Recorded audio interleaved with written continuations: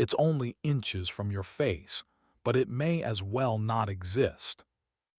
The world around you has vanished, replaced by an endless, disorienting swirl of white. A blizzard is swallowing the horizon, erasing the sun, the land, the trail. You're a Paleolithic human, tens of thousands of years before GPS, before compasses, before written maps. You have no tech, no radio, just bone, instinct, and memory. Somewhere out there, a cave, your clan, warmth, life. But if you take the wrong turn, you'll vanish in the snow like so many before you. How do you find your way? How did your ancestors not die, frozen and lost, in blinding storms with no visible world to guide them? The answer will change the way you see ancient humans, and might just make you question how much of your own navigation is still instinctual. The wind doesn't howl, it screams.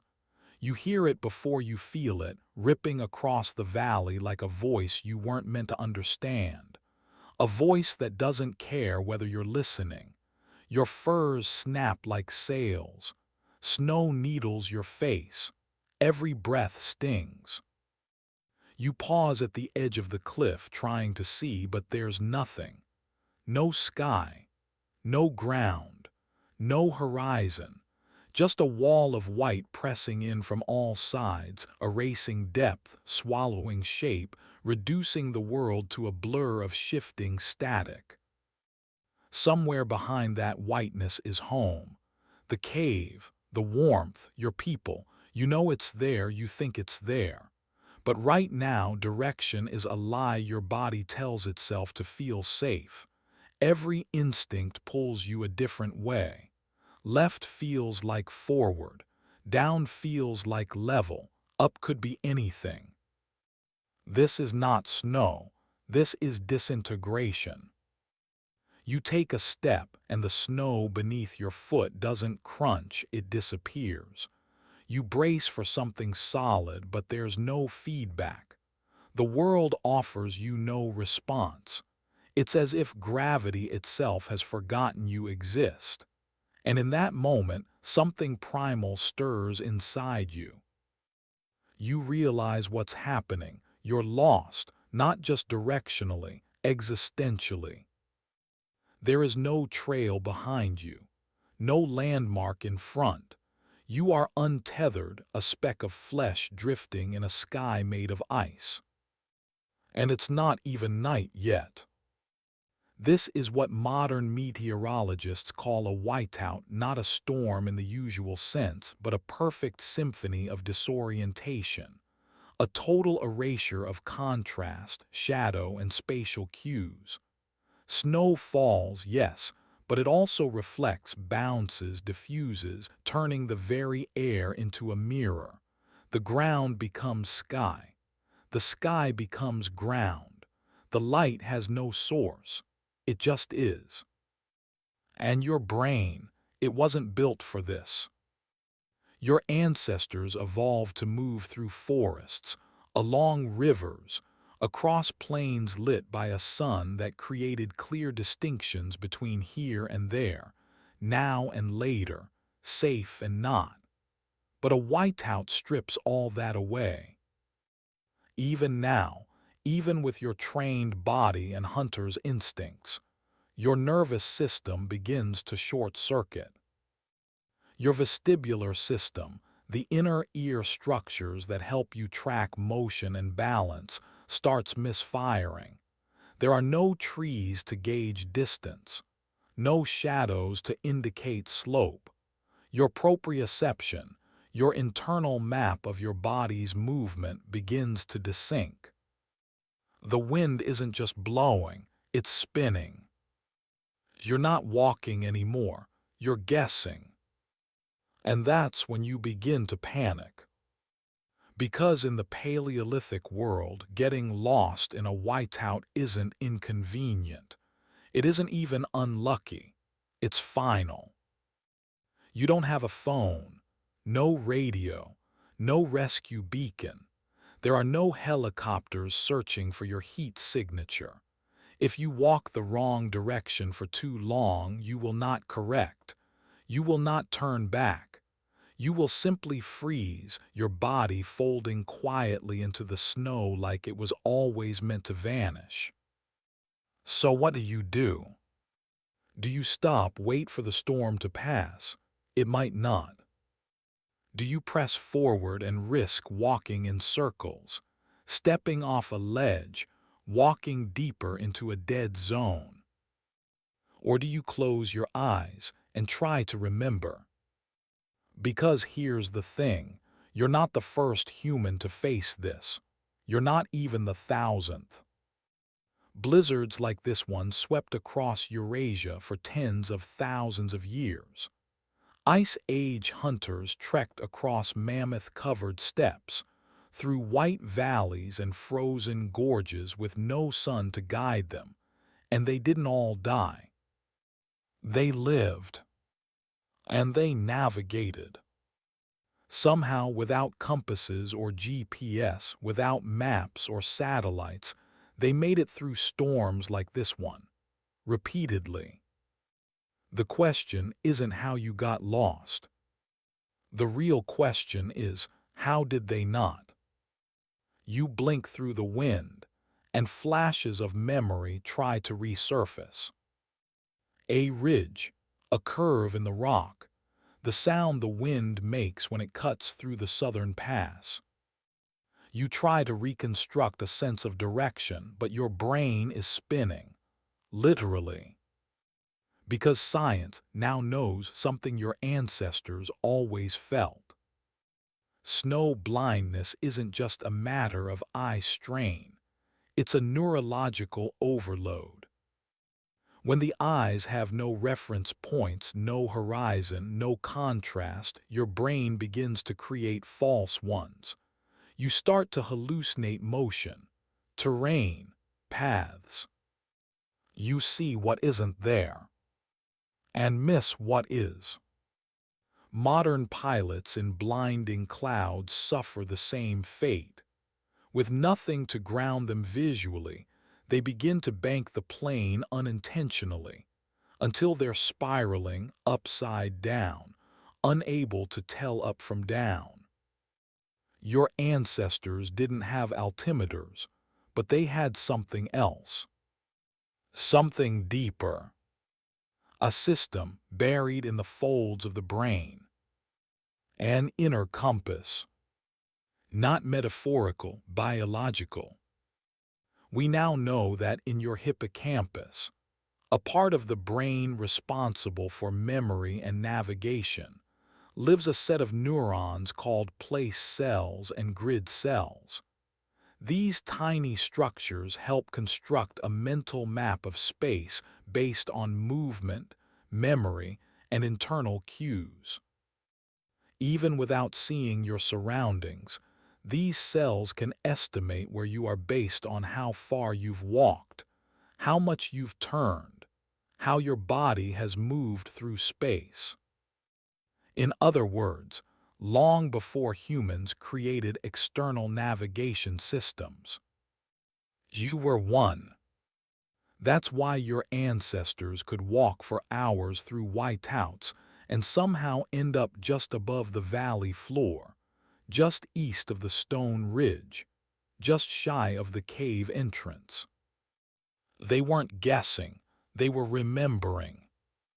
But even memory fades in a storm. You keep moving now, slowly, carefully. The snow is deeper here. You push through it like wadding through powdered time. The silence is deafening. There's no echo, no birds, just the wind in your own breath, ragged and sharp. And yet, as your vision fails, your other senses reach out. Your skin begins to notice temperature shifts. Your ears catch the difference in how the wind sounds against stone versus snow. You can almost feel, just barely, the incline of the land beneath you shifting. Is that a path? or just your hope inventing one. You stop again, breathing hard. Every decision now carries weight. Step the wrong way, and you could vanish like a ghost. Step the right way, and you might survive. And here at the edge of everything, you realize something strange. The fear is real, but beneath it is something else. A calm, a whisper, not in words, in feeling. It's as if some buried part of you, some ancient, unspoken algorithm is still working, still scanning, still navigating. You remember a bend in the wind, a pressure shift in the air, the way snow forms different patterns around exposed rock. You can't articulate it, but your body knows. Modern science calls it path integration, your brain tracking motion over time to estimate your position. But to your ancestors, it wasn't science. It was survival. It was trust. And maybe that's what saves you. Because somewhere up ahead the snow lightens just a little, the wind softens, a shape begins to emerge in the distance. Familiar, angular, the edge of a cliff you recognize. You're close. You can feel it. Not in your eyes, but in your bones. You survived. This time. But the question still lingers in your breath. How? How did they do this, storm after storm, generation after generation, without getting lost, without freezing alone beneath the snow? Because the truth is, they didn't just survive these blizzards. They understood them. They read them like a book written in wind and ice. And in the next chapter, you'll begin to understand how they carried the map inside themselves. You're walking now not by sight but by feel. The storm hasn't lifted, but something inside you has. Your eyes no longer lead, your feet do. Your body is tracing a memory too old for words. Before language, before tools, before even fire, you had this. Your brain, your internal compass, your quiet map built not of symbols or paper, but of neurons and experience carved through movement, layered with time. And now it's the only thing you have left. You close your eyes. The world was white, but now it's black. And somehow that feels safer. You feel your weight shift slightly as you walk, left heel, right toe. You count steps without realizing it. You notice the faintest tilt in the terrain, the way the slope beneath your feet subtly tugs your body sideways. It's not logic, it's something deeper. Somewhere inside your skull, a network is firing, not to analyze but to orient. Not to think but to know. And the science is catching up. Inside your hippocampus, a seahorse-shaped structure near the center of your brain, lives a secret map room. It doesn't store images or coordinates. It builds relationships, relative positions, angles of turn, sequences of place. This is where place cells light up, not randomly, but with astonishing precision. As you enter a space, even a space made of snow and nothing, certain neurons activate in consistent patterns. They don't respond to sight alone. They respond to presence. Then there are the grid cells, found in a region called the entorhinal cortex. These are even stranger. They don't fire based on one location. They fire in a hexagonal pattern, like an invisible mesh layered over the world. Every step you take is measured against that grid, not consciously, but internally, automatically. It's like having graph paper laid over the earth, and your brain marking your place on it, even in total darkness. You've had this system your entire life. You just weren't taught to listen to it. Modern life doesn't require it. We follow road, street signs, phone screens. We outsource orientation to satellites. But your ancestors had no such luxury. For them, navigation wasn't a feature. It was a necessity, embedded in flesh and evolved through survival. So the real question isn't how you get lost. It's how you stay found. You move forward now, gently. The wind is still loud, but your awareness is louder. You realize you're listening differently, not to the storm, but to the edges of sound. How it changes, how it bends. There a subtle echo, a bounce you recognize from the cave mouth. Not because you heard it recently, but because you've heard it repeatedly. It become part of your brain's spatial memory. Like the birds your ancestors followed by sound. Like the rustle of the wind in a certain grove. Like the silence that only ever meant one thing, an open plain and no cover. And it isn't just ears. It's your skin, your muscles, your joints. This is proprioception, your body's ability to sense itself in space.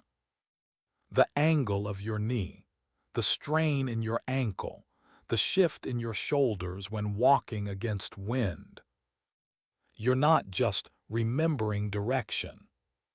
You're tracking motion. This is what scientists call path integration. And it's what has kept foragers and hunters alive for millennia. Even now, the Hadza people of Tanzania, one of the last remaining hunter-gatherer cultures, navigate vast, unmapped territories with no tools beyond the body itself. They don't guess. They know. The Inuit, too, cross featureless tundras and shifting ice fields with unshakable certainty, guided by patterns of wind-carved snow, sastrugi, and the pressure of the cold in their bones. They navigate whiteouts not by sight, but by sensation. And so do you now. You pause again, the wind has shifted slightly. Not louder, just different. There's a softness in one direction, an absence of resistance. Could be a break in the valley, a clearing, maybe even the mouth of the cave. You can't be sure, but your feet seem to lean toward it. Is that instinct or delusion? A memory or a trick? Because the compass inside you isn't flawless. It drifts. It recalibrates constantly. And stress makes it wobble.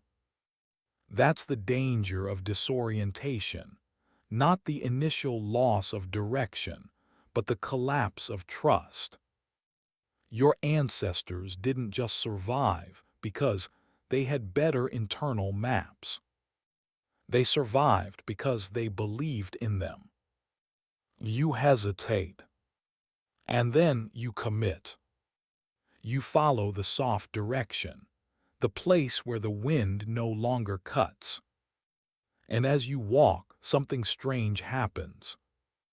The more you move with intention, the more the fog seems to thin, not literally but mentally. The landscape inside your mind sharpens. Landmarks return, not to your eyes, but to your awareness.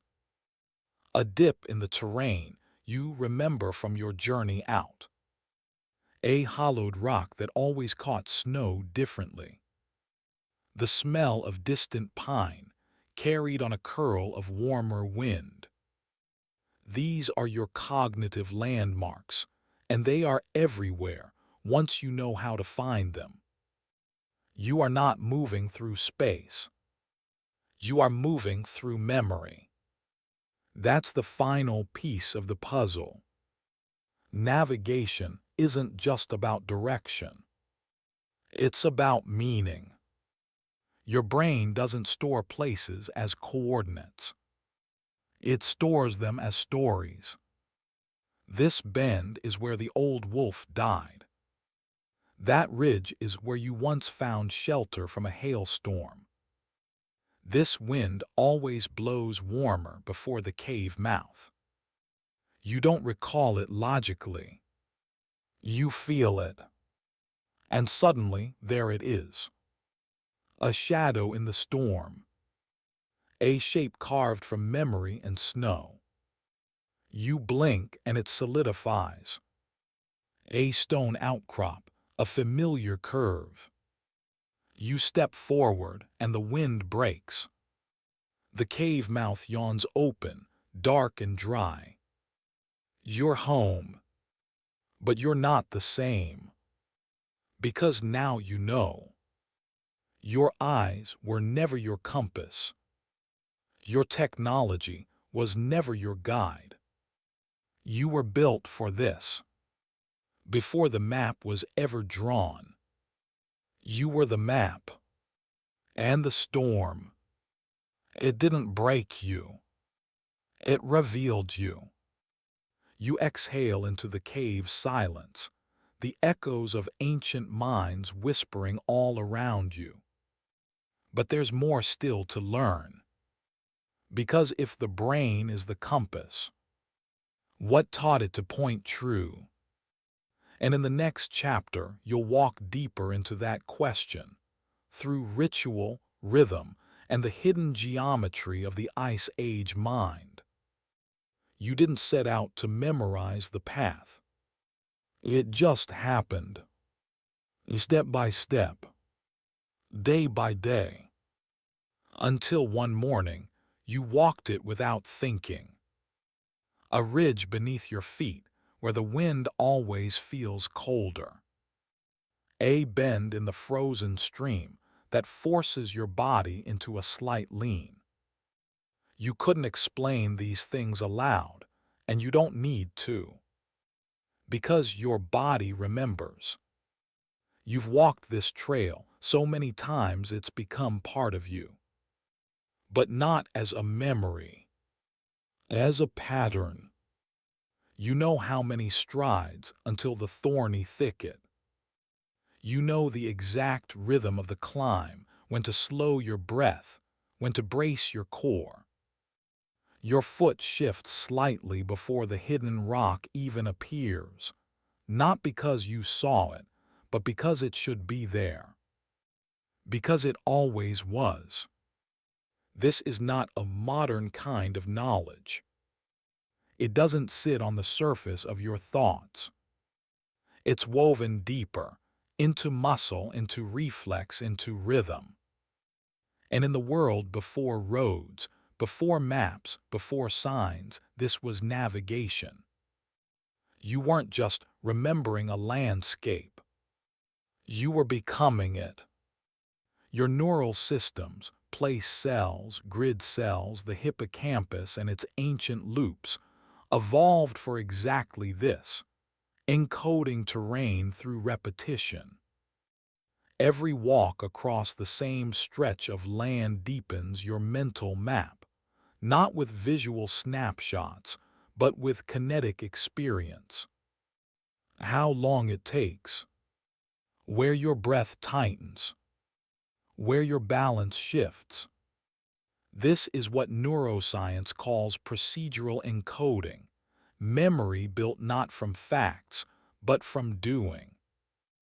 from moving through the same environment again and again until the landscape isn't just remembered, it's embodied. And for Ice Age humans, it wasn't optional. Repetition wasn't boring. It was survival. The best hunting routes, the safest water sources, the fastest ways home in a storm. These weren't marked by signs or stones. They were marked in you. Over time, certain trails became rituals. Not for ceremony, for certainty. Because walking the same path, in the same rhythm, across the same terrain, builds a neurological thread through space. And even in whiteout, when your eyes fail, the rhythm can remain. Each route was a kind of song, and some of them literally were. You hum softly, not to pass the time, but to pace your steps. The melody matches the length of the valley. A chorus at the halfway mark. A final note just before the bend toward shelter. This is ancient technology. The oral map, a memory palace carved not from architecture, but from geography. From motion, from sound, from story.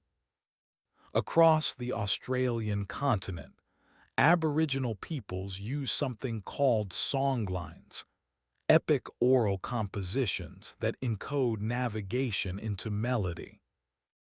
Each line of the song corresponds to a feature of the land. A tree, a boulder, a bend in the river. The song becomes the map, and to walk it is to sing your way home. But this wasn't unique to Australia. All over the world, early humans used rhythm and repetition to keep memory alive. The Pacific Islanders had chants that guided them across hundreds of miles of open ocean. The Sami of the Arctic embedded place memory into joiks, or personal songs connected to people, places, or events. They weren't just expressing emotion. They were encoding location. You pause now and scan the storm. You see nothing, but you don't feel lost, because you're not relying on vision anymore. You're recalling the trail through layers. Your body remembers the sequence. Your breath remembers the rhythm.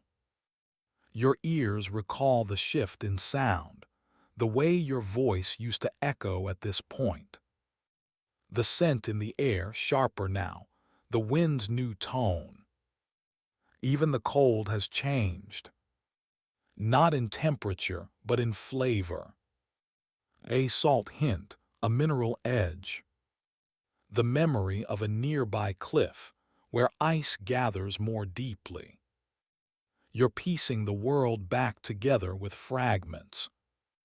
And the more you walk, the more you realize. This isn't just memory. It's strategy.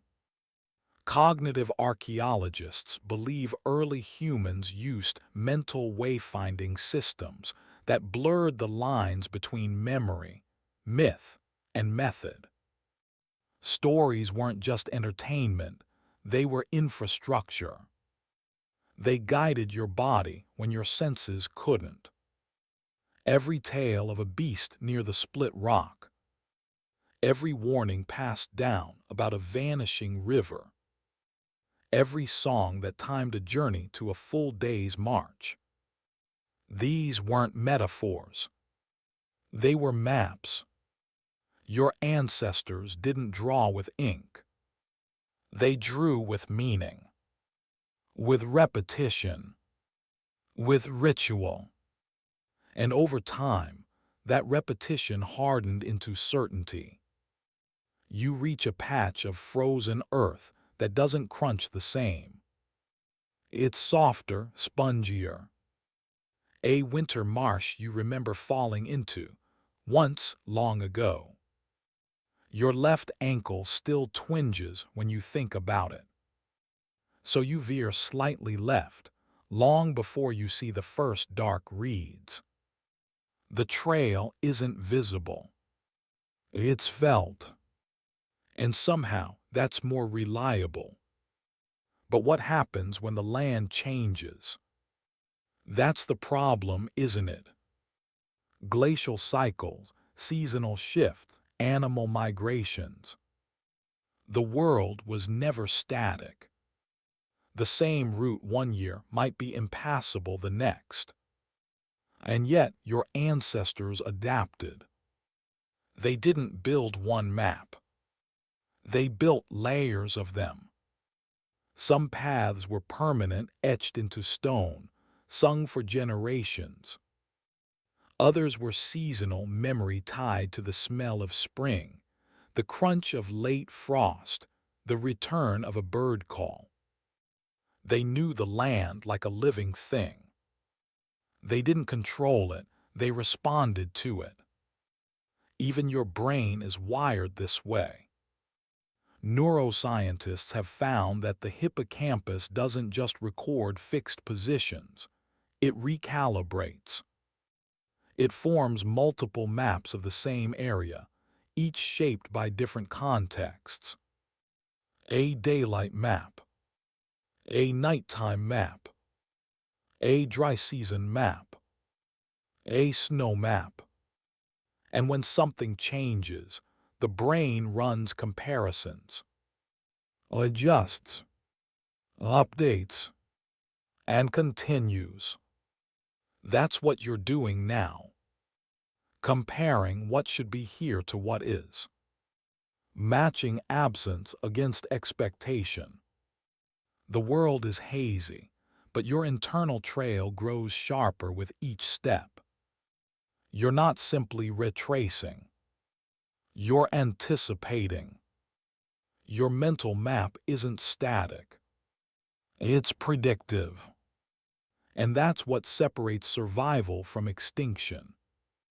A wolf may remember its territory.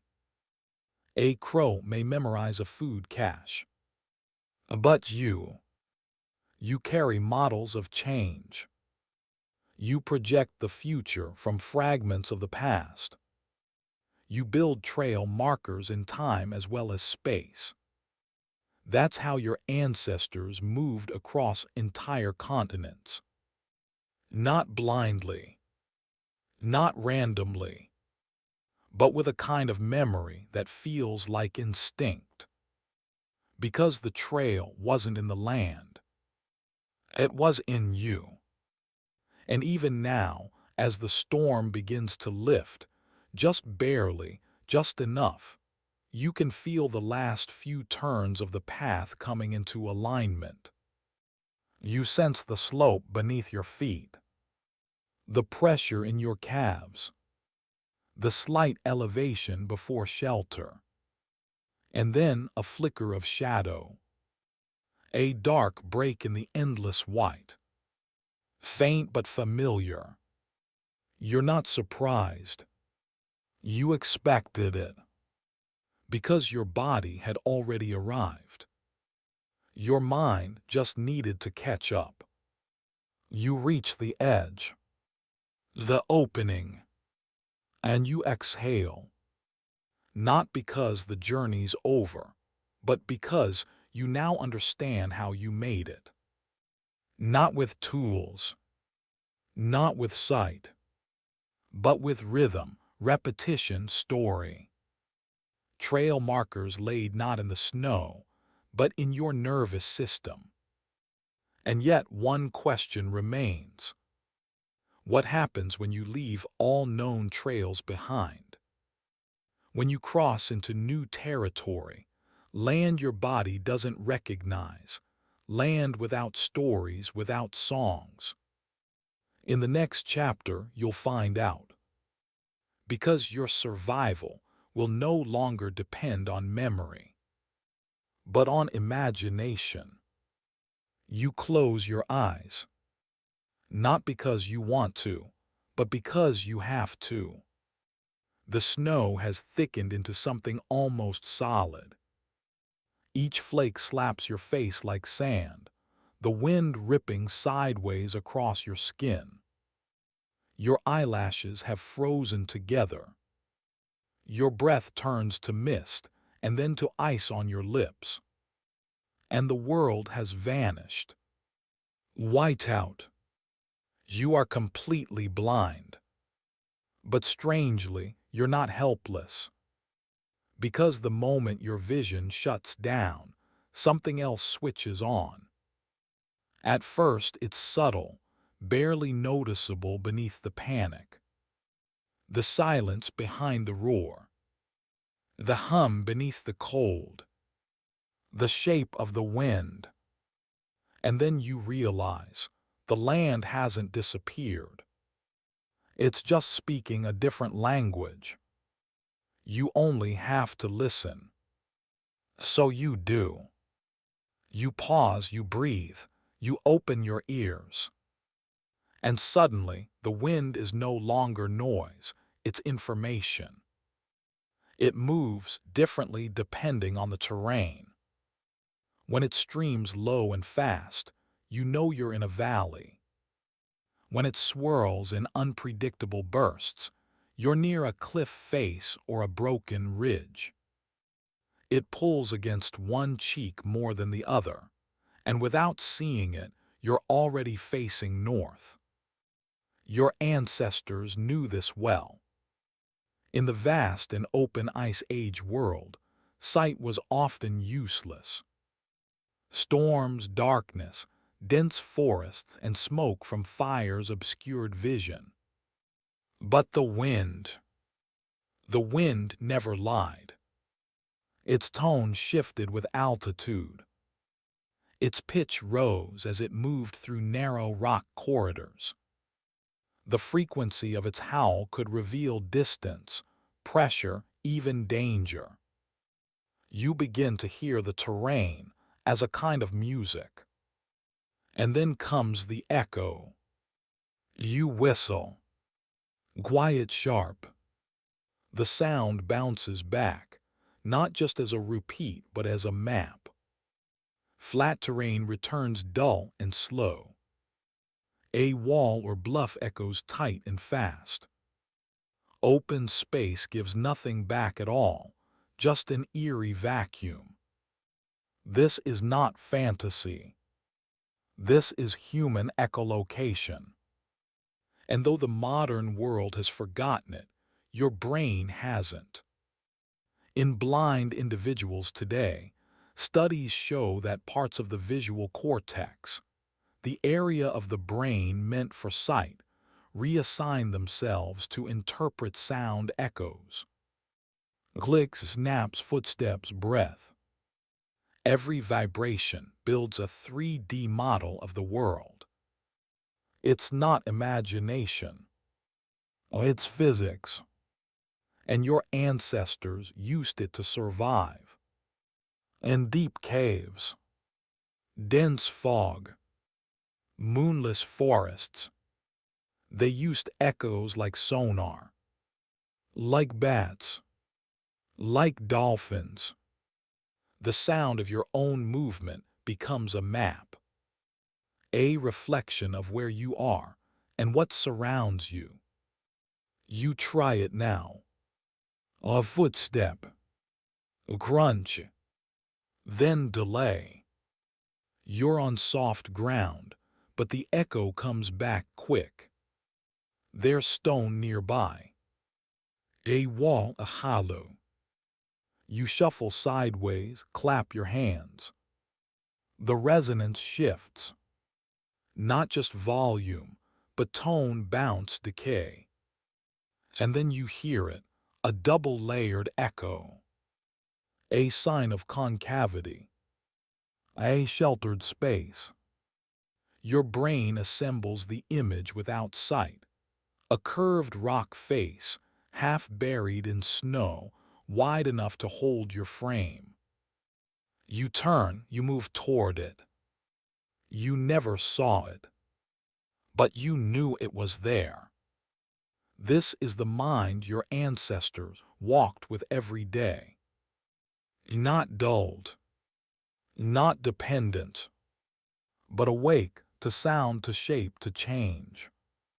And they didn't stop at sound. They felt the cold in ways we no longer notice. You do it now. Lower your hand to the ground. The air there is warmer, just slightly. Colder air sinks. Warmer air rises. But there's another layer to this. The cold tastes different. It's drier where wind has passed over stone. Moister where snow is beginning to melt, perhaps from underground heat or the shelter of trees.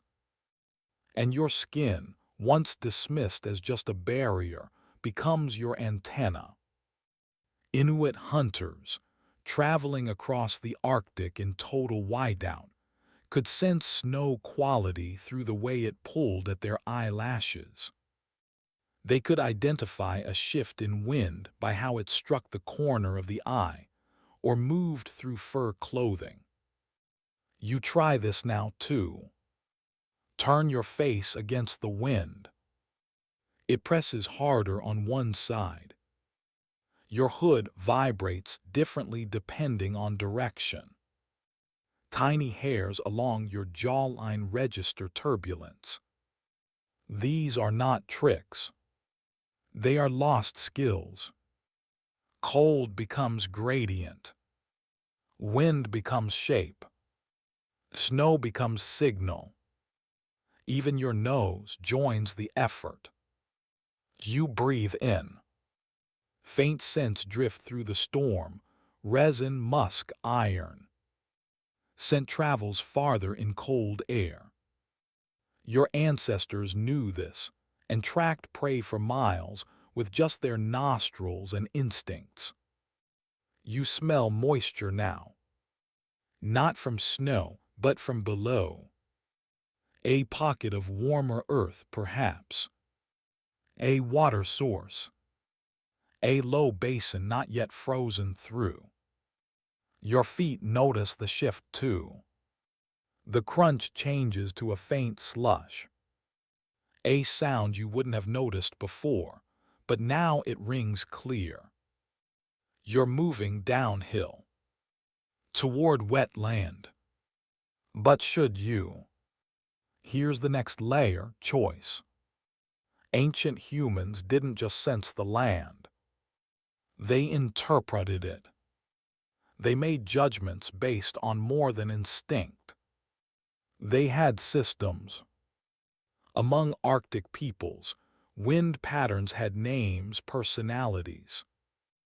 In Mongolia, herders read the snow not just by depth, but by how it had crusted overnight. In the Kalahari, sand trackers followed heat plumes rising invisibly off the desert at sunset, revealing where prey had recently passed. These weren't just observations. They were inherited wisdom, passed down not by sight, but by feel, by metaphor, by myth. The land was not a flat thing to walk across. It was a layered, breathing being. And your role in it wasn't passive. You didn't just endure the storm. You read it. So you test this. You stop again. You feel the snow against your cheek. The cold in your boots. The wind has shifted. Softer now. Carrying less bite. You've passed through the worst of the pass. The wind always narrows there. You remember now. The silence that follows is its own kind of map. You smell smoke. Faint but unmistakable. You shouldn't be able to smell it. There's no flame for miles. But that's the point. Smoke drifts far in open cold. It could mean others. or remnants, or danger. You tuck that away. Not panic, just awareness, like your ancestors did. They didn't leap at every sound or smell. They accumulated data, built models, with no pen, no paper, just memory, metaphor, and a hyper-attuned body. And now you walk. Your eyes are still closed, but your path is clear. Not by lines, not by signs, but by sensation. You don't know the precise distance left, but you know how many changes are coming. One more change in wind, a drop in temperature, a slight incline, then the scent of pine, then silence, and beyond that, the familiar pressure of a cave mouth.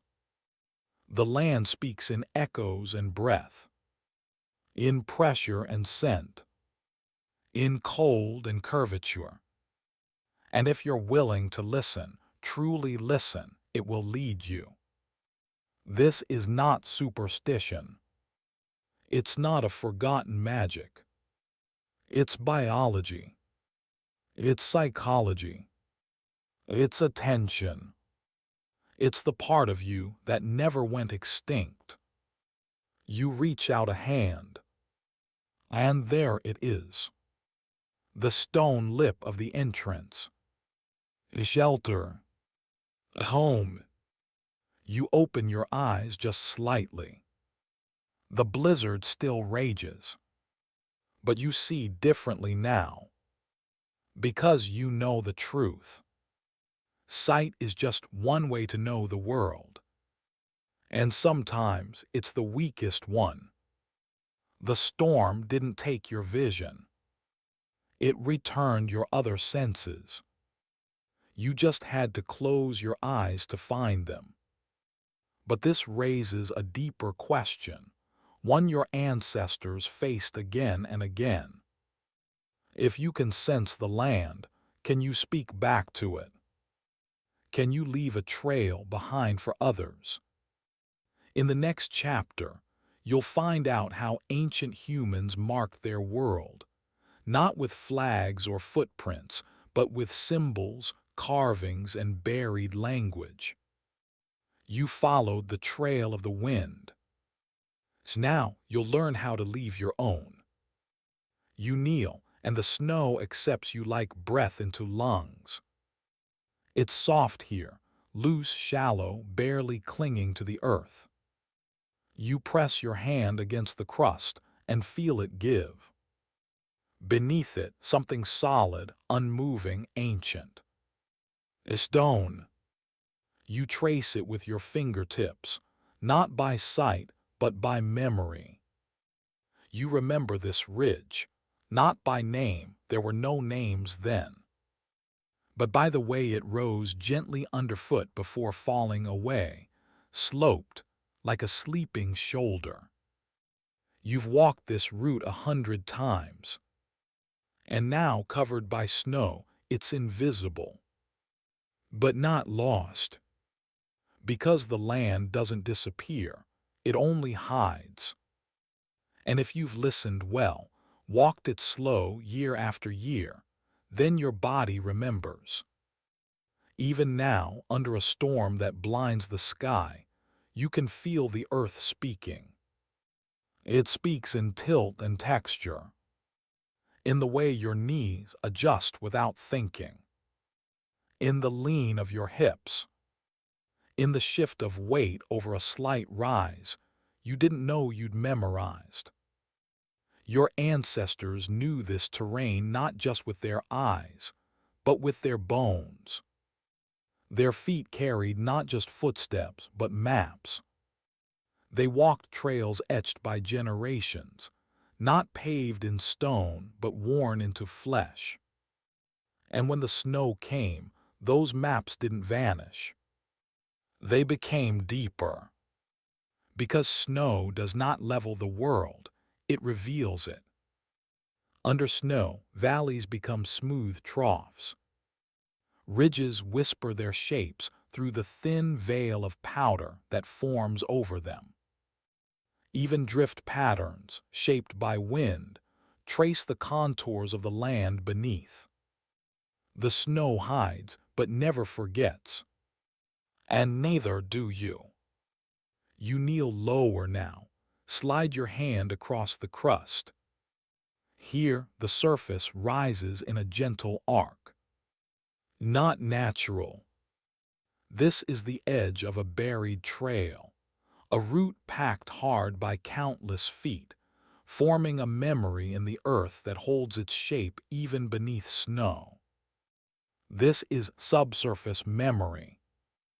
Modern geomorphologists call it microtopographic familiarity. But your ancestors didn't need the term. They lived it. Their bodies knew the rhythm of every rise and fall in the land. The way a slope bent left, just slightly before a grove.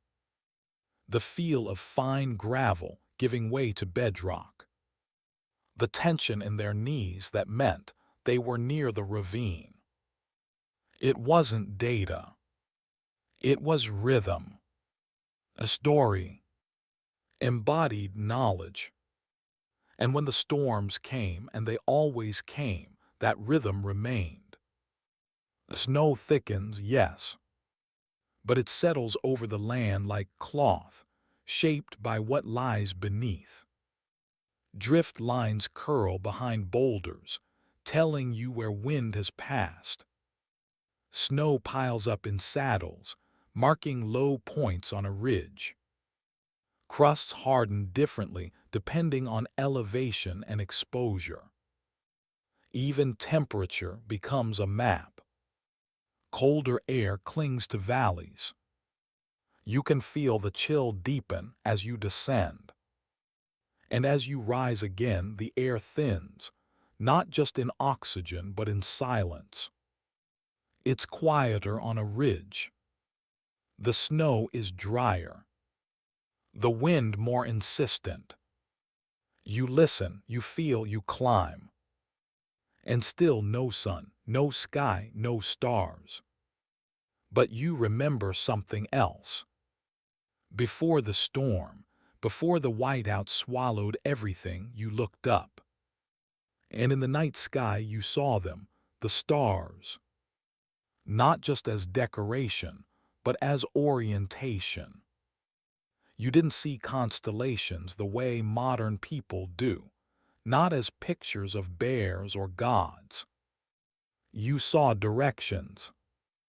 That bright star just above the eastern horizon, that one was your axis. That belt of lights, tilted like a river, that one told you the angle of your valley. You didn't need a map. You needed memory. You fixed the stars in your mind, not as points but as paths. Now in the storm, you recall the tilt of your neck, the angle at which you looked, the way your breath had clouded just slightly to the left when you faced the moon. That angle lives in your muscles now, in the twist of your spine, in the line of your shoulder. So you adjust, not to the world you see, but to the world you remember. This is what ancient people did. They didn't always navigate in real time. They prepared. Before the storm hit, they looked. They locked the land in their mind. Then they walked forward, not blind but anchored. Anchored to memory. Anchored to landscape. Anchored to stars. And when stars were gone, when the snow choked every path, they reached back into themselves and found the trail still there. This wasn't magic. It was geometry. It was proprioception. It was survival through attention. Imagine walking a route so many times that the slope of every hill lives in your calves. The turn of every bend is etched into your neck. The number of steps between river and ridge is counted not by mind, but by breath. This is landscape memory. The Inuit have a word for it, iliksak. It means the knowledge that lies underneath. Not just of snow, but of self. A memory so embedded it outlives the land's surface. And this memory is tactile. You slide your hand across the ground again. It dips barely. A game trail, perhaps. A path used by prey and predator alike. Your people used it too, following the same lines carved not by intention, but by terrain. Snow layers it but doesn't erase it. The contour remains. Even under a meter of white, the land whispers. You just need to listen with your skin. And when you lose your way, and you will, you stop. You kneel. You feel. You breathe. You don't panic. You remember. Not a place, but a pattern. A story your body already knows. And then something changes. The slope you kneel on has begun to rise in an unexpected way. It's steeper, sharper, and just slightly off course. This isn't the hill you thought it was. You've drifted. But that's the gift of awareness. Drift is not disaster. It's data. You pause. Adjust. Trust the memory, not of vision but of shape. You turn left. Descend slightly. Yes, there it is. The wind begins to rise. It whistles a familiar tune against a split in the stone ahead. A notch in the ridge. You know that sound. You've passed it 100 times. You smile. Not because you've reached the end, but because you're still on the path. And that's what your ancestors knew. That even buried in snow, the world never stopped speaking. The question was never, can you see? It was always, can you listen to the ground, the cold, the stars that burned in your memory? Because you don't need to see to know where you are. You only need to remember how it felt to walk when you could. And in that memory, your path endures. The storm may rage. The world may vanish. But your map was never in your eyes. It was beneath your feet. In the land. In the snow. And in you. But even the best memory can fail. The path can collapse. And when it does, how do you find your way home? In the next chapter, you'll learn how ancient humans left more than footprints. They left messages, etched in stone, sung in rhythm, passed through fire and voice. A way to mark the land, not just for yourself, but for those who would follow. You notice it before you even look down. A feeling like a tug behind your eyes. Your breath catches, your foot hovers midair.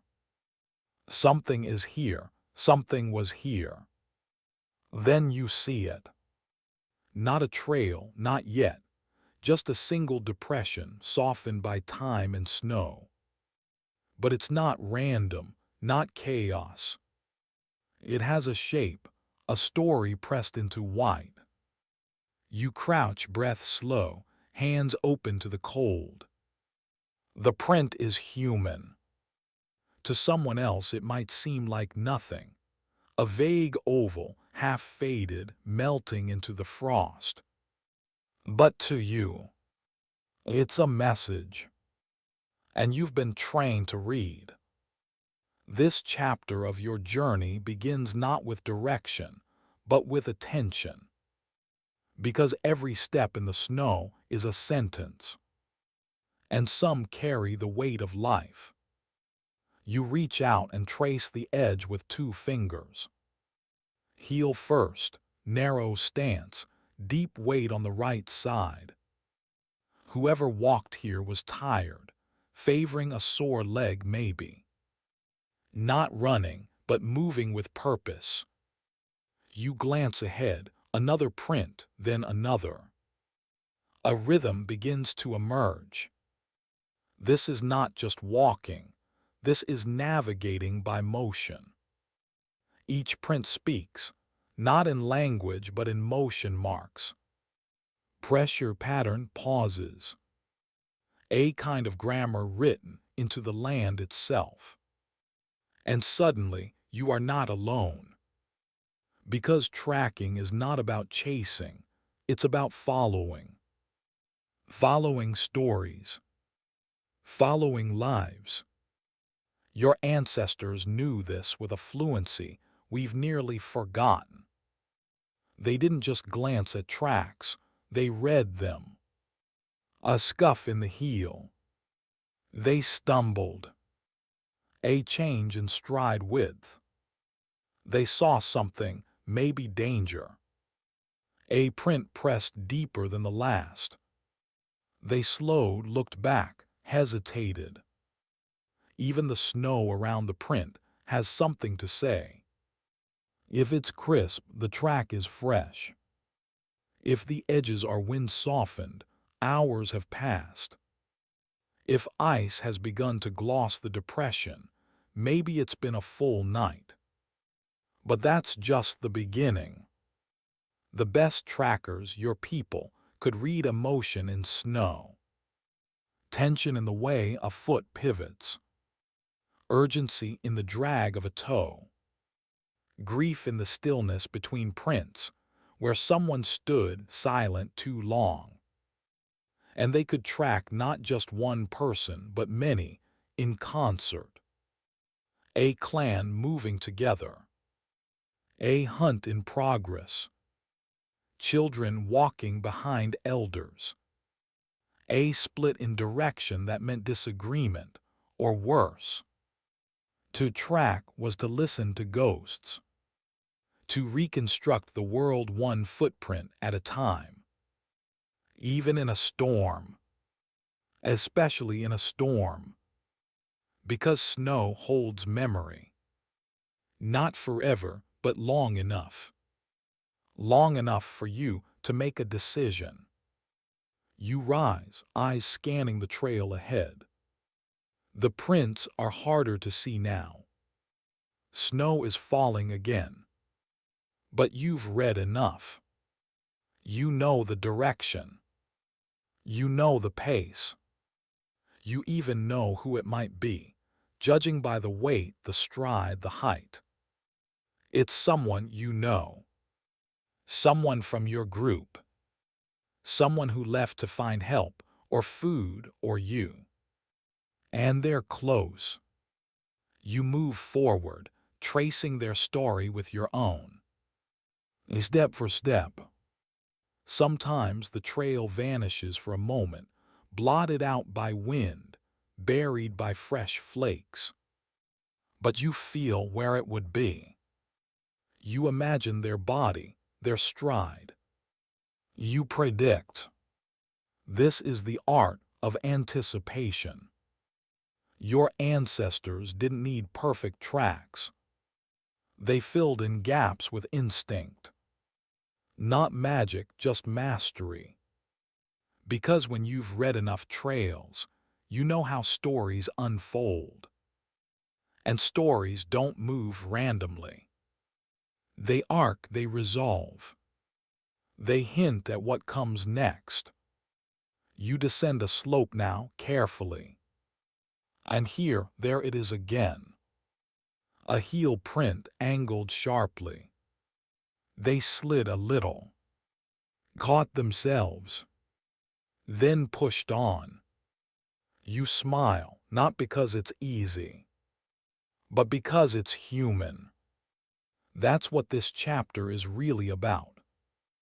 Not just about reading tracks, but remembering that every step in the snow is a person. And people are predictable because they care. They move toward things, away from things. They hesitate when afraid. They rush when needed.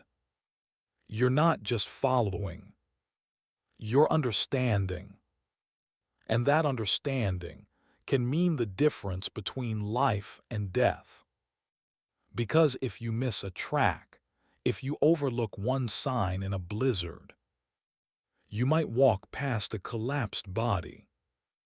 You might lose the line. You might wander off course forever. That's why your people trained obsessively. From childhood, you learn to walk behind your elders and echo their steps. To memorize not just terrain, but how they moved through it. You learn to tell elk from deer, from wolf from man. You learn to recognize the track of someone injured, someone panicked, someone who stopped walking. And you learned something deeper. You learned how to signal. Because tracks weren't just for reading, they were for writing. Your ancestors knew how to shape steps into signs. A loop back meant caution. A triangle of footprints pointed the way. A sudden stop, then a double print meant a warning or an invitation. They could leave entire messages behind them without speaking a word. In snow, speech is fragile. Words vanish in wind. But a step pressed into powder, that can last. If the one behind you knows how to read. So now you leave tracks too. You make choices with your feet.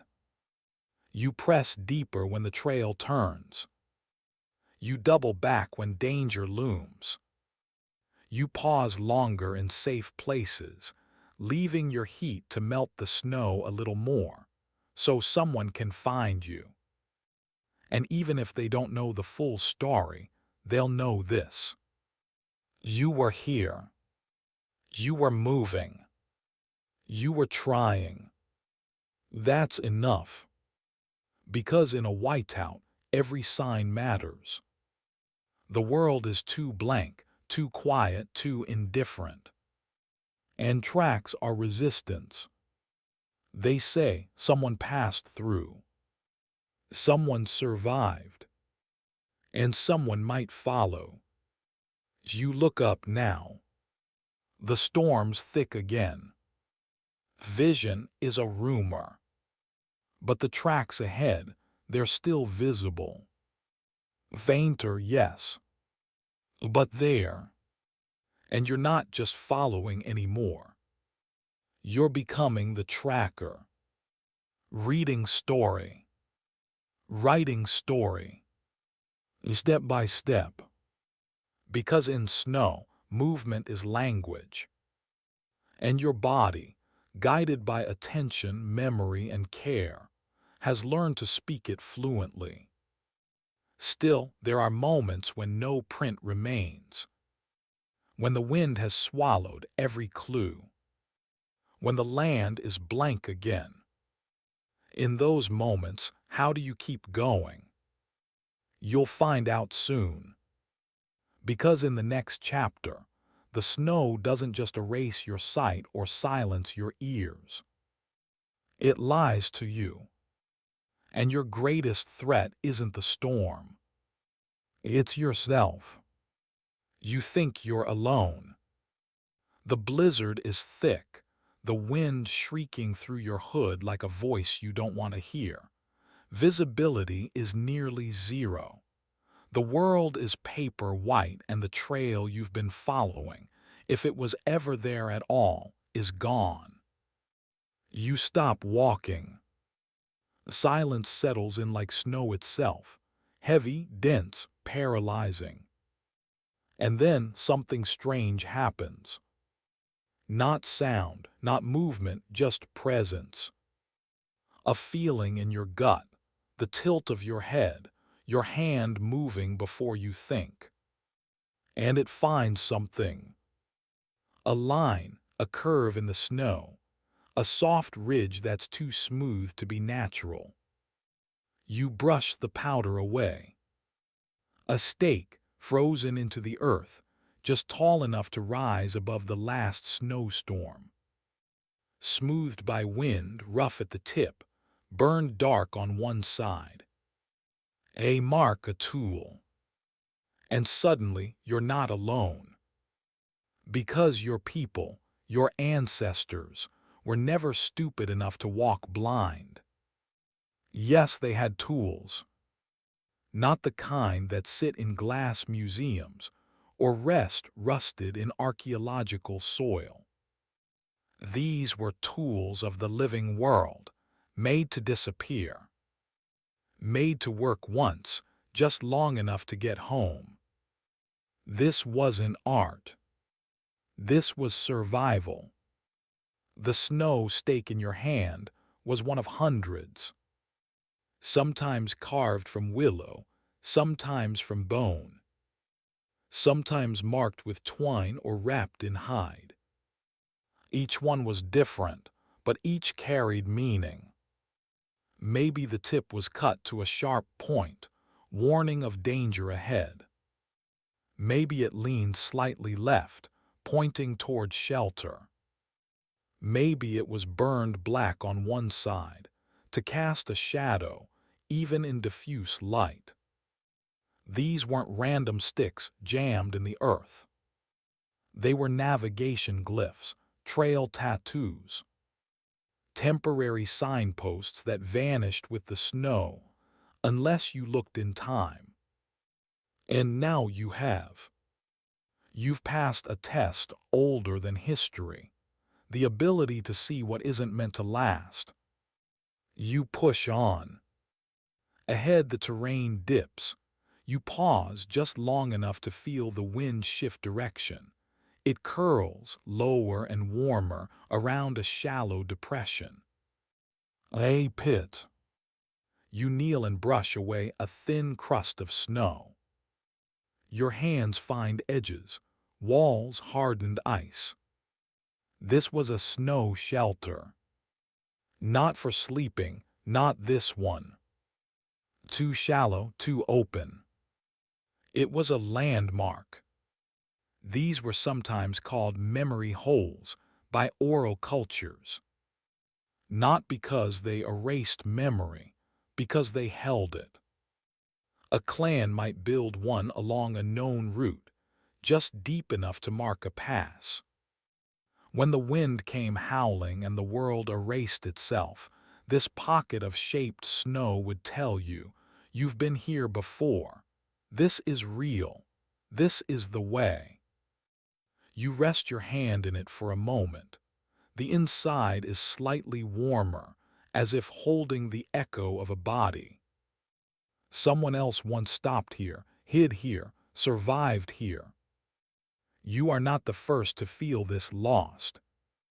But you might be the first in generation to find this place again.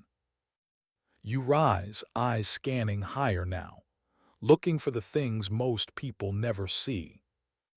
And then smoke. Faint, not fresh.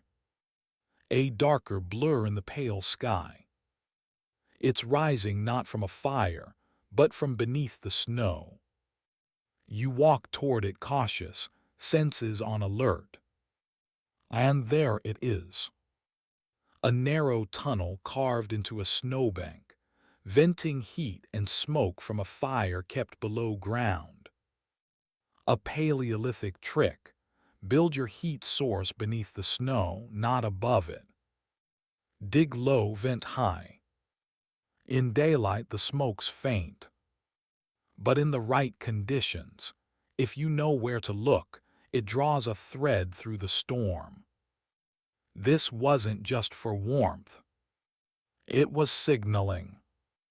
Families who split up in a hunt could find one another by the scent, the warmth, the curl of steam in white, even when voices failed and eyes were blind.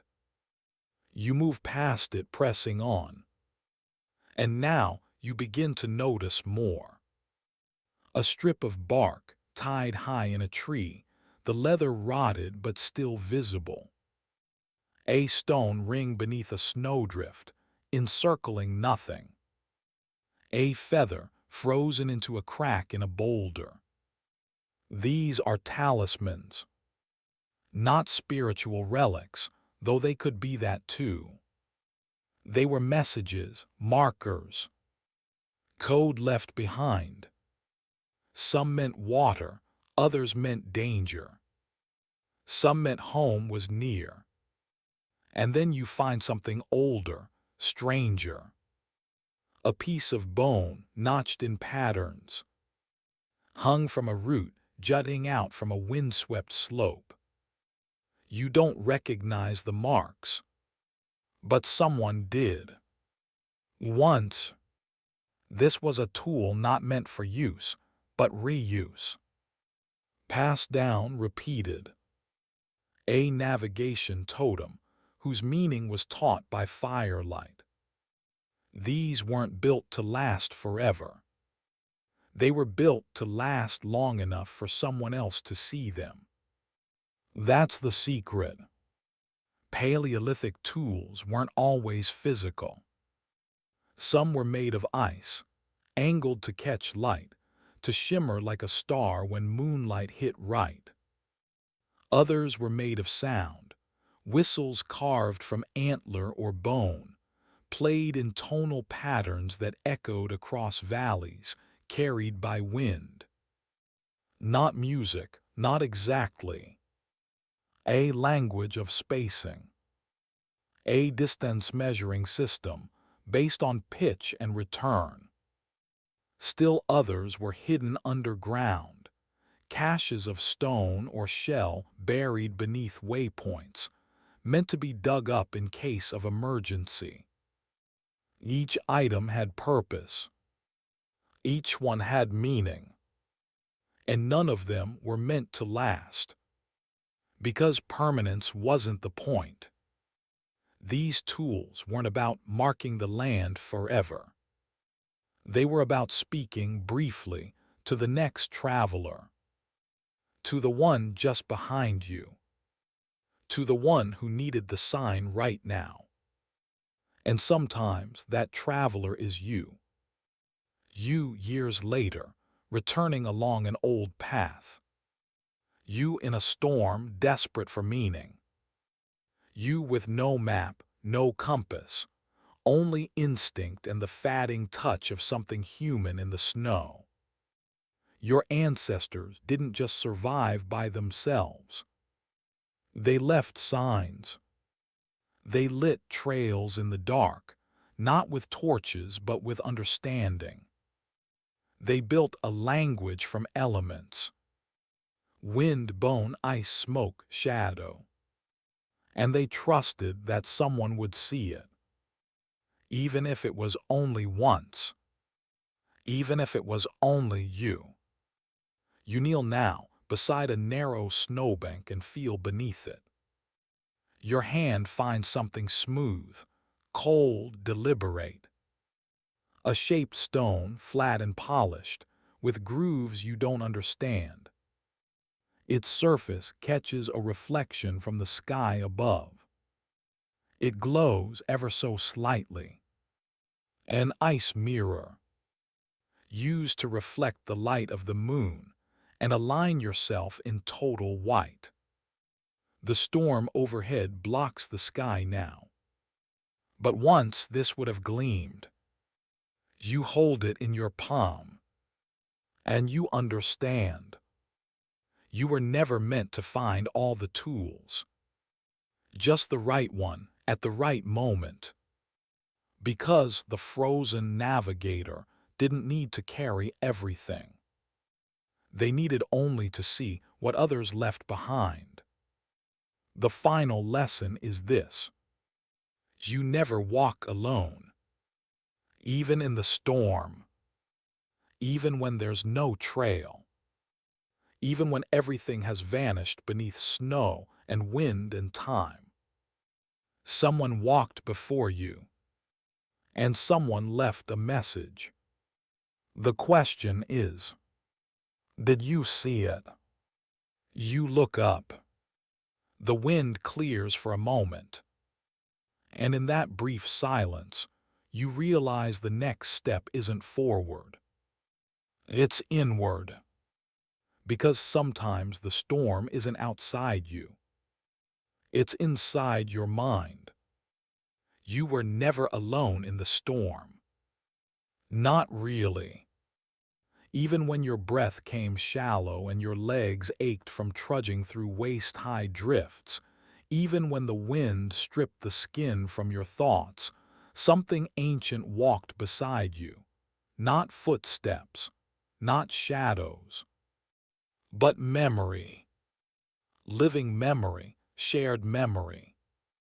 Your brain is not a closed loop. It never was.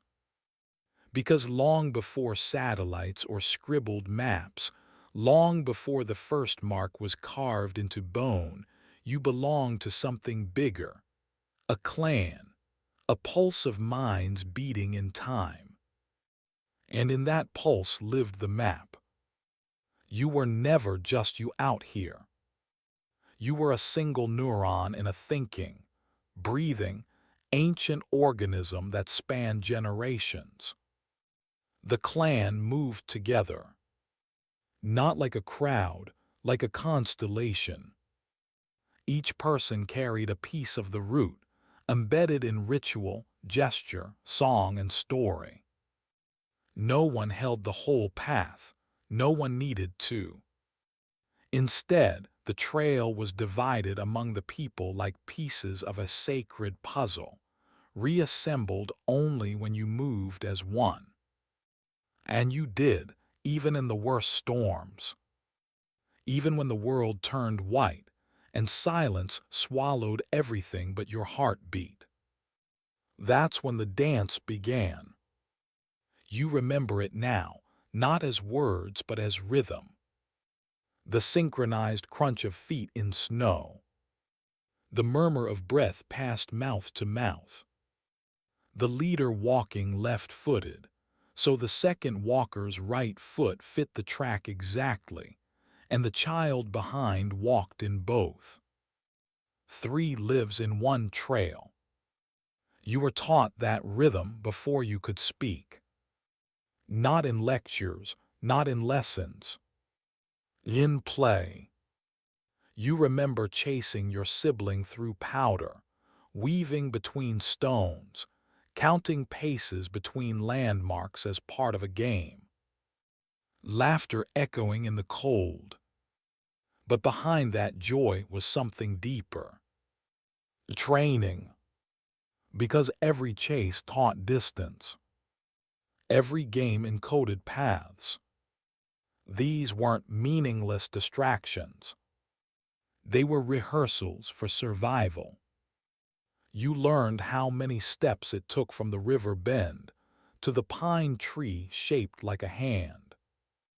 You learned how long you could walk in silence before the mountain curved right. And when you were older, the games stopped being games. The chants began. Low, repetitive. Sometimes hummed, sometimes sung, sometimes drummed on a skin stretched over bone. You didn't know it then, but you were building a temporal compass, using rhythm to measure space. Each syllable carried a piece of terrain. Each verse a landscape. The chants didn't describe the route. They were the route. In your clan, the path wasn't something you followed with your eyes. It was something you became with your body. The elders carried the most. Not because they moved fast, they didn't, but because they remembered. They could stand at the edge of a clearing and hum a tone so low it matched the valley's echo. They could click their tongue in a way that mimicked the drip of thawing snow against a stone basin, a sign that water was near. These weren't habits. These were coordinates. And they were passed down not as data, but as story. You'd gather in the long house, storm pressing in from all sides, and listen to tales of the wind that eats the path, or the rock that hums when you're close to home. You thought they were myths. They weren't. They were mnemonics, coded memory, the original wayfinding software, embedded in myth, protected by emotion, preserved through awe. Because your mind forgets data, but it never forgets fear or wonder. So your ancestors wrapped navigational knowledge in story. They made the path a legend, and legends do not fade in the snow. They echo, even now, because you're still part of that network, aren't you? You feel it sometimes, when you get lost and your body wants to turn left for no reason. When your skin prickles before you crest a hill. When silence feels less like absence and more like a presence waiting for you to remember. That's not instinct, not entirely. That's residue, leftover tracks from the collective memory of those who came before you. And they didn't just remember with minds. They remembered with motion. When a whiteout hit and all vision was gone, clans moved by feel. The eldest would walk at the rear, sensing tempo. The front would adjust stride to terrain. And in between, the children would repeat touch-based signals, a squeeze on the shoulder, a tap on the back, each one meaning, turn left, cave near, step high. These weren't symbols. They were limbic signals, emotional impressions passed skin to skin. When the storm howled loud enough to drown voices, your ancestors whispered with hands. Touch became language. And when even touch was lost, they sang. Mouths pressed to the back of the person ahead, they hummed through layers of fur and hide, sending vibrations like sonar through the line. Every note meant something. A higher pitch, slope ahead. A slower tempo, thin ice. Pause between tones, danger near. The clan became a moving instrument, a symphony of survival. And each time the group made it through a storm, each time the route was successfully passed, the memory deepened. Paths weren't fixed. They were layered. The land changed, ice melted, trees fell, rivers shifted. But the clan adapted. They didn't forget old trails. They stacked new ones over them.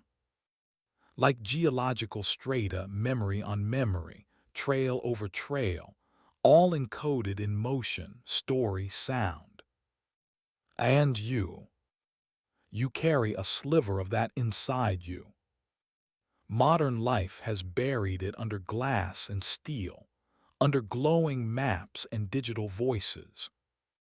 But if you listen closely, really listen, you can still hear it. That low hum in your bones when you walk familiar ground. That tingling sense when you reach a place you've never been, but somehow recognize. It's not magic. its ancestral signal. A map passed from hand to hand, voice to voice, generation to generation, until it landed in you.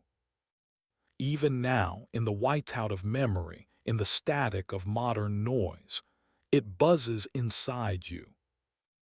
Because you were never just one mind. You were never just one pair of eyes. You were and still are a node in a living, breathing, ancient system of navigation. And when you feel lost, truly lost, it's not always because you forgot the path. Sometimes it's because you've stopped listening to the clan inside your chest. You slow your breath now. You press your palm to the snow. You hum low and steady. Not to make sound, to remember vibration. You move. Not forward, not back, but with. Because the path isn't found. It's rejoined. And suddenly, the whiteout isn't empty. It's filled with memory. A map humming in your body. Voices walking beside you. Stories carried on your breath. You are not alone. You are us. And we are homeward. You were supposed to be home by now. The storm wasn't meant to last this long. The wind wasn't meant to turn this fast. The sky had started as a dull gray, the kind that whispered of snow but not danger. You told yourself you'd be quick, that you knew the trail, that your clan needed the meat or the stone or the child you'd gone to find. You told yourself this was just another walk through familiar snow. But something shifted. Now the world is a white furnace, not fire, but ice, burning away the edges of your sight, your memory, your name. And suddenly, you're not sure if the land is moving or you are. You turn once, twice, and the path disappears. At first, you try to calm yourself.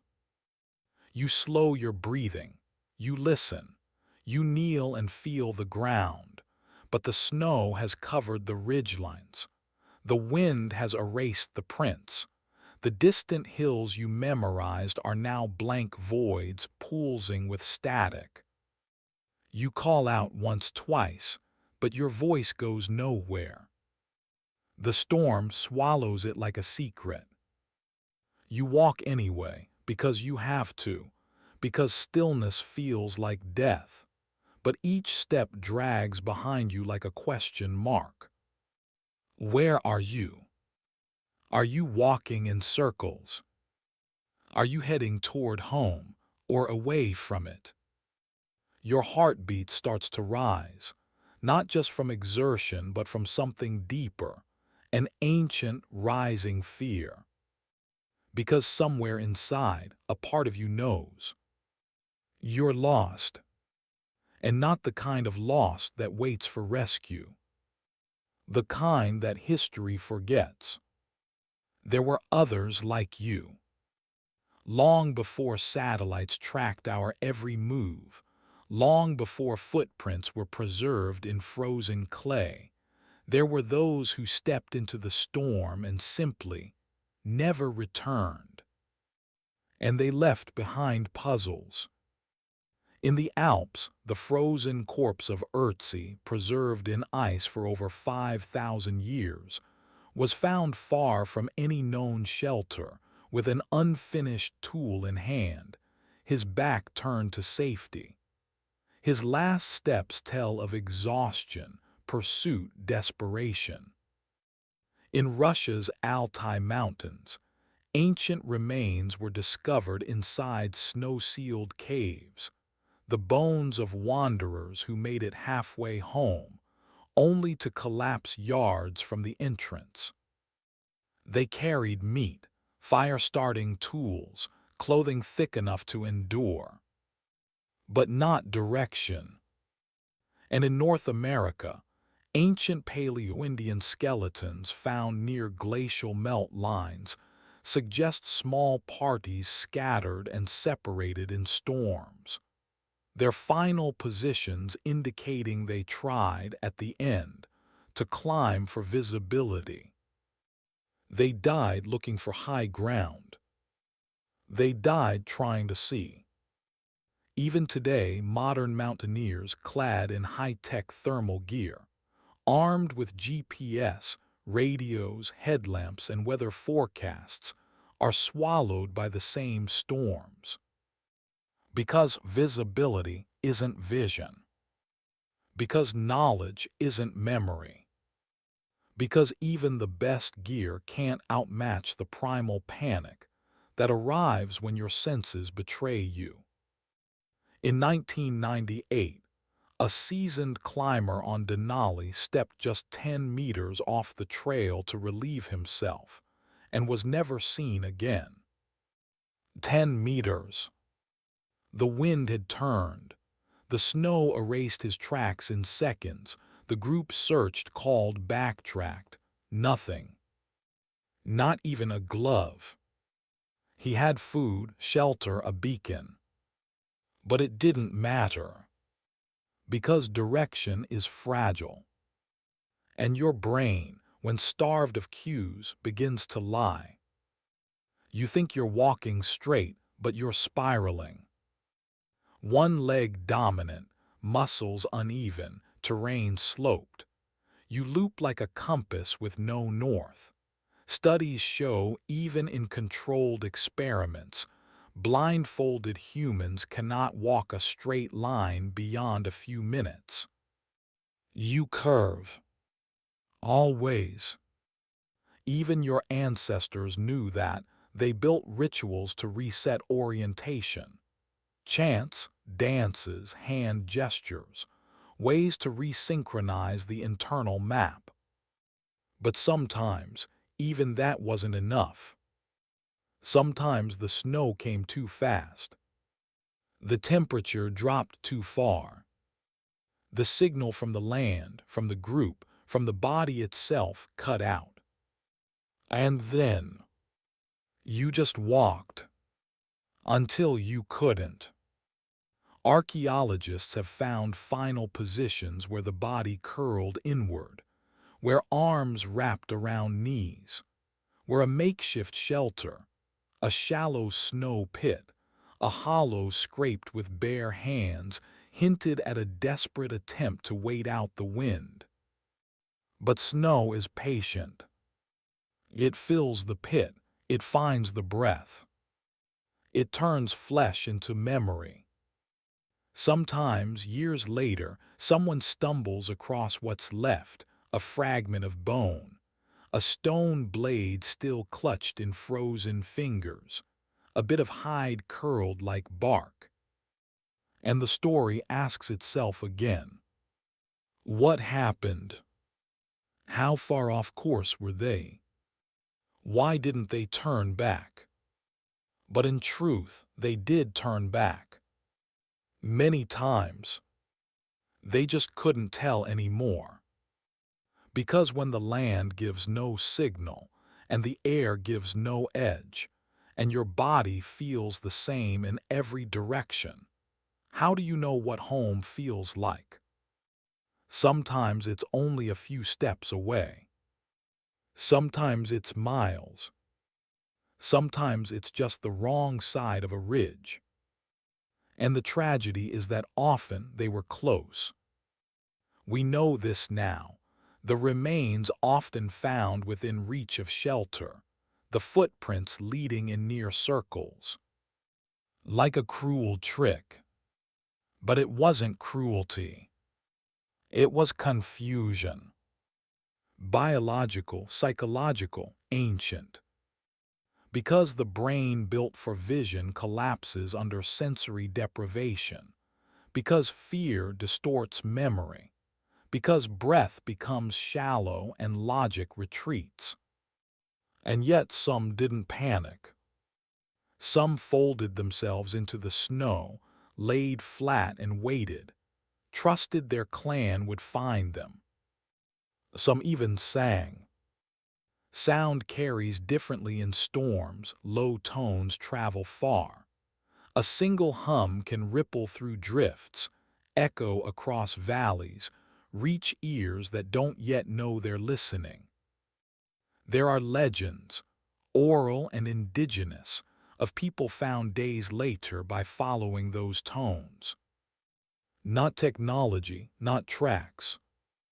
Vibration, a signal of self, of presence, even at the edge of consciousness. You wonder now, standing here in the echo of those who vanished, what would you have done? Would you have stopped walking? Would you have fought the wind? Would you have laid down and hummed? You imagine your final thoughts, not of regret but of connection. Would your clan remember your path? Would your footprints, melted now, still pulse in someone's memory? Because maybe the measure of survival isn't only who returns. Maybe it's who is remembered. And maybe those who vanished didn't fully vanish. They just became part of the landscape. Another story, another song, another turn in the path we all still walk. And even now, centuries later, you can almost feel them, not haunting but guiding. A presence in the cold, a whisper in the white. You step forward not in fear, but in gratitude. Because even the day you didn't come back, you left something behind. The storm passes. Not suddenly, not all at once, but in stages, like the peeling away of a dream. The wind quiets, the blur lifts, and above you something ancient breaks through. A star, then another, then the whole trembling web of the cosmos. The sky doesn't return with fanfare. It returns like a memory. Something you forgot you knew. You breathe. For the first time in hours, or was it days, you breathe without urgency. Your chest rises not from panic, but from recognition. That ridge, that curve of trees, that shallow bowl in the earth where your people have always built fires. You are home, not just geographically, but spiritually. You've walked through the disorientation, the sensory unraveling, the loss of self. And now you begin to reassemble. You remember the wind's voice. You remember the shape of your own footsteps.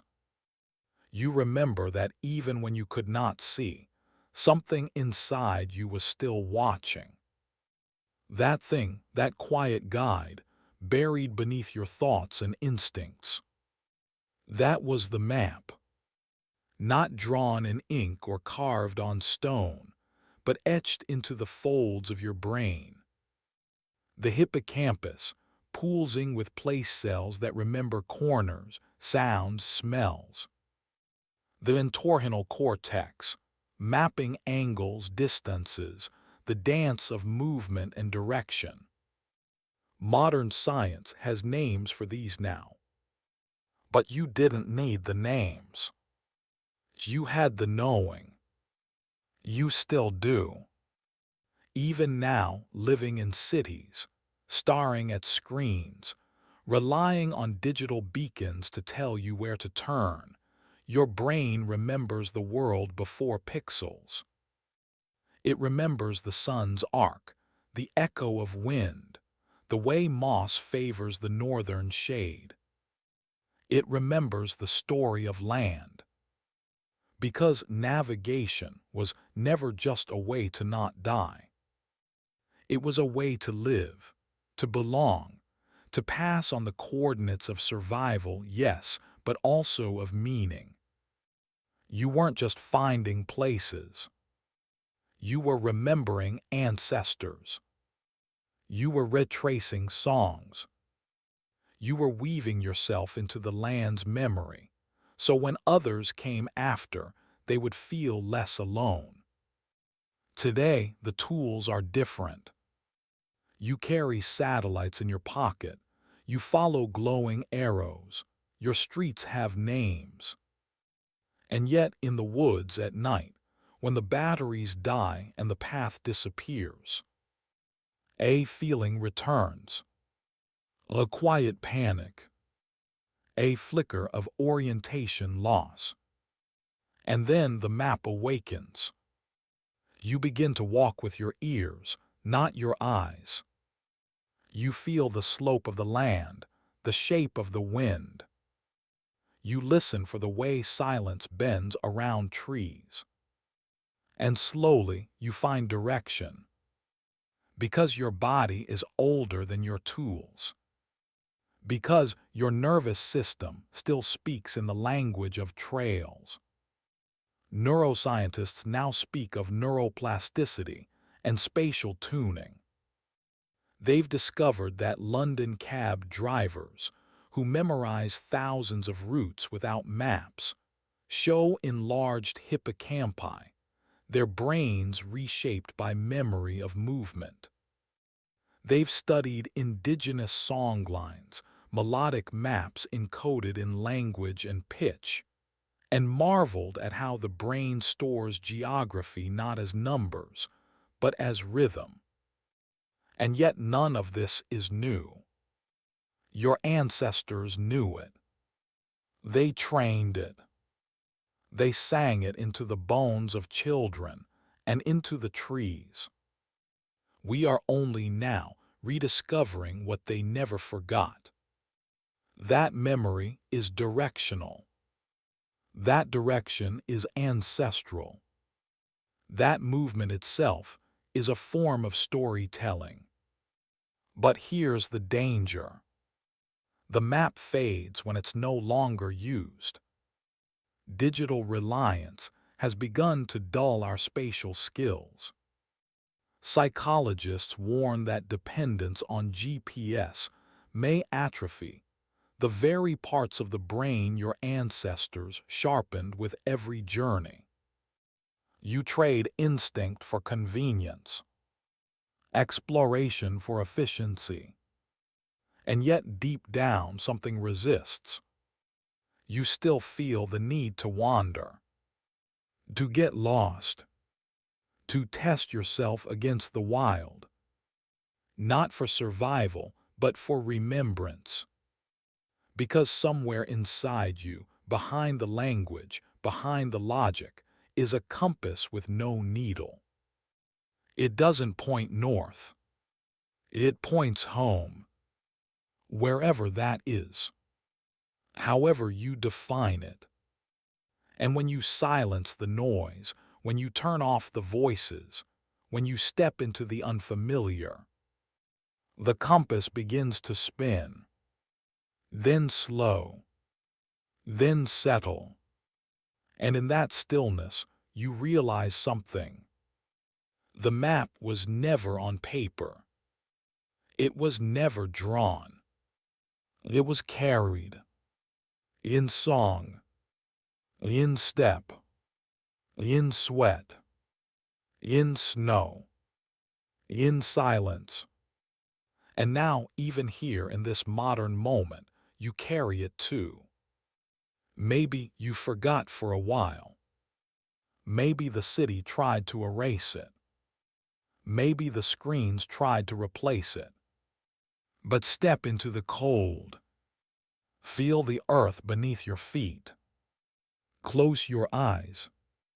And wait. It will come. The memory. The path. The sense that even in whiteout silence, even without signs, you are not truly lost. Because in your chest, in your bones, in the fire behind your breath, you still carry the map.